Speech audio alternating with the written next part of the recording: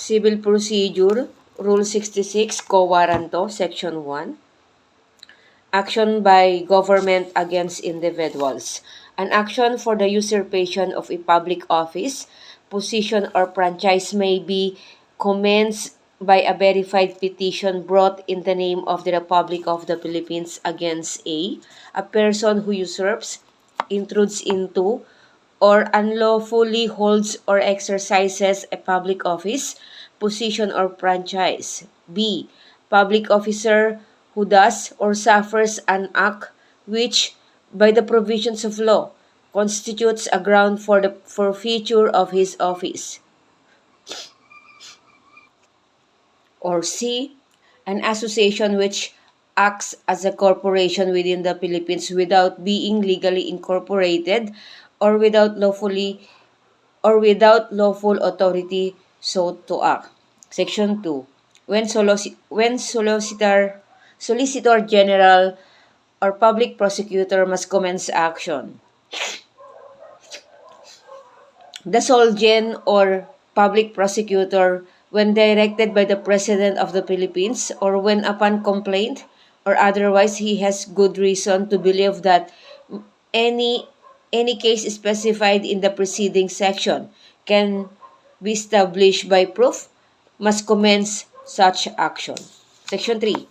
When Solgen or Public Prosecutor may commence action with permission of court, the Solgen or a Public Prosecutor may, with the permission of the court in which the action is to be commenced, bring such action at the request and upon the relation of another person, but in such case, the officer bringing it may first require an indemnity for the expenses and cost of the action in an amount approved by and to be deposited in the court by the person at whose request and upon whose relation the same is brought. Section 4. When hearing had an application for permission to commence action. Upon application for permission to commence such action, in accordance with the next preceding section, the court shall direct that notice be given to the respondent so that he may be heard in opposition thereto, and if permission is granted, the court shall issue an order to that effect, copies of which shall serve on all interested parties, and the petition shall then be filed within the period ordered by the court. Section 5. When an individual may commence such action, a person claiming to be entitled to a public officer or a position usurped or unlawfully held or exercised by another may bring an action therefore in his own name. Section 6. Parties and contents of petition against usurpation. When the action is against a person for usurping a public office, position, or franchise, the petition shall set forth the name of the person who claims to be entitled thereto, if any, with an averment of his right to the same, and that the respondent is unlawfully in possession thereof. All persons who claim to be entitled to the public office, position, or franchise may be made parties and their respective rights to such public office, position, or franchise determined in the same action. 7. Venue.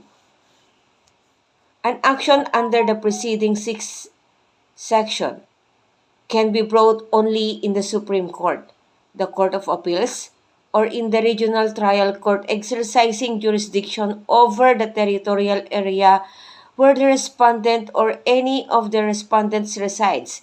But when the Soldian commences the action, it may be brought in the RTC in the City of Manila, in the Court of Appeals, or in the Supreme Court. Section 8. Period for pleadings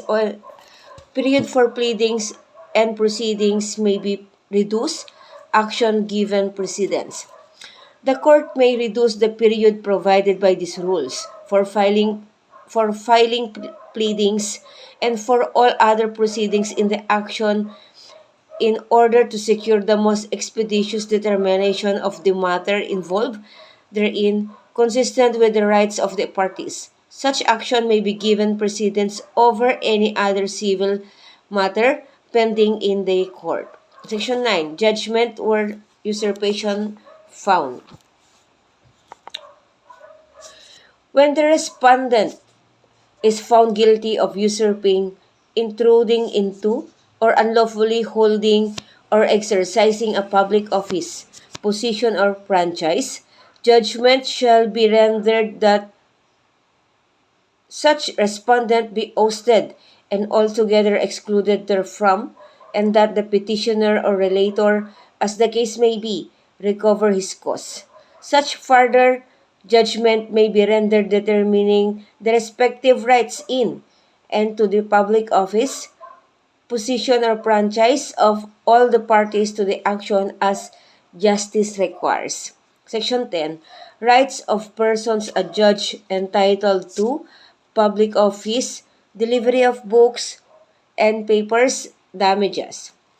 If judgment be rendered in favor of the person averred in the complaint to be entitled to the public office, he may, after taking the oath of office, executing any official bond required by law, take upon himself the execution of the office, and may be immediately thereafter demand of the respondent all the books and papers in the respondent's custody and control appertaining to the office to which the judgment relates. If the respondent refuses or neglects to deliver any book or paper pursuant to such demand, he may be punished for contempt as having disobeyed a lawful order of the court. The person adjudged entitled to the office may also bring an action against the respondent to recover the damages sustained by such person by reason of the usurpation. Section 11. Limitations. Nothing contained in this rule shall be construed to authorize an action against a public officer or employee for his ouster from office unless the same be commenced within 1 year after the cause of such ouster, or the right of the petitioner to hold such office or position arose, nor to authorize an action for damages in accordance with the provisions of the next preceding section, unless the same be commenced within 1 year after the entry of the judgment, establishing the petitioner's right to the office in question. Section 12. Judgment for cause. In an action brought in accordance with the provisions of this rule, the court may render judgment for cause against either the petitioner, the relator, or the respondent, or the person or persons claiming to be a corporation, or may apportion the cause as justice requires.